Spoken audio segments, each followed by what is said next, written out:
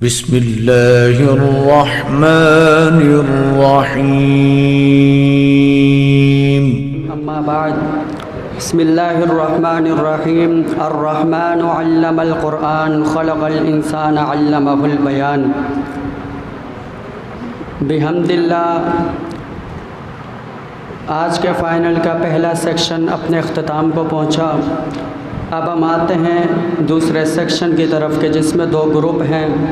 پہلا گروپ ادنیٰ تا ثالثہ، میں پہلے گروپ سے آغاز کرتا ہوں۔ ادنیٰ کلاس کے طالب علم حافظ عبدالحفیظ مجید کو دعوت دیتا ہوں کہ وہ آئیں اپنے مطلوبہ عنوان پر لب کشائی کریں۔ حافظ عبدالمجید۔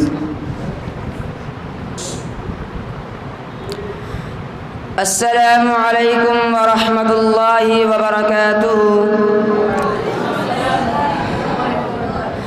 نحمده ونصلي على رسوله الكريم، أما بعد فأعوذ بالله من الشيطان الرجيم، بسم الله الرحمن الرحيم۔ قال الله تعالى: اليوم أكملت لكم دينكم وأتممت عليكم نعمتي ورضيت لكم الإسلام دينا۔ وقال النبي صلى الله عليه وسلم: لو سرقت فاطمة بنت محمد صلی اللہ علیہ وسلم لقطعت يدها۔ میرے محترم اساتذہ کرام اور میرے ہم مکتب ساتھیوں، آج میں آپ حضرات کے سامنے جس عنوان پر گفتگو کرنا چاہتا ہوں وہ ہے اسلام کی خوبیاں۔ اللہ رب العالمین سے دعا ہے کہ وہ باری تعالیٰ مجھے حق سچ بیان کرنے اور پھر ہم سب کو اس پر عمل کرنے کی توفیق عطا فرمائے، آمین۔ سامعین محترم، سب سے پہلے ہم لفظ اسلام کا جائزہ لیتے ہیں کہ لفظ اسلام سلام سے ماخوذ ہے، جس کے معنی صلح، سلامتی اور خیر خواہی کے ہیں، یعنی ہمارا دین سراسر امن و سلامتی کا مذہب ہے۔ اور یہ سلامتی کا مذہب کیوں نہ ہو، کیونکہ میرے رب نے نہ صرف اس کو نازل کیا بلکہ پسند کر کے دنیا میں غالب ہونے کے لیے بھیجا۔ فرمایا: وَرَضِيتُ لَكُمُ الْإِسْلَامَ دِينًا، اور میں نے تمہارے لیے اسلام کو پسند کیا بطور دین کے۔ سامعین محترم، اب ہم آتے ہیں اس کی خوبیوں کی طرف۔ تو اس دین کی نمایاں صفت اور اہم خوبی توحید ہے۔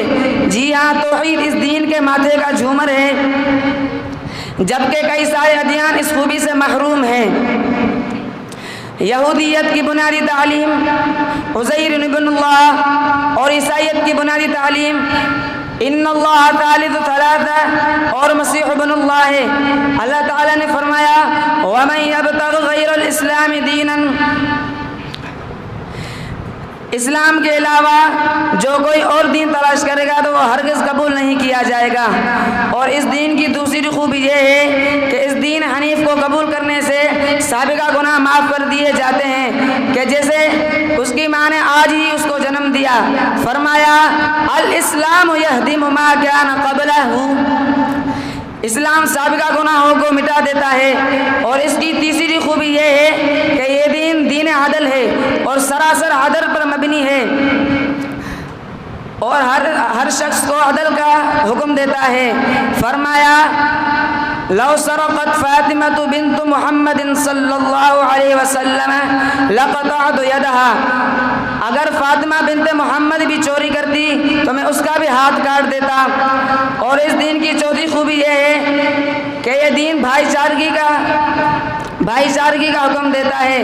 نہ صرف حکم دیتا ہے بلکہ تاریخ انسانی اس بات کی گواہ ہے کہ نبی علیہ السلام نے انصار و مہاجرین کے درمیان جو اخوت و بھائی چارگی کا نمونہ پیش کیا، تاریخ انسان اس بات سے محروم ہے۔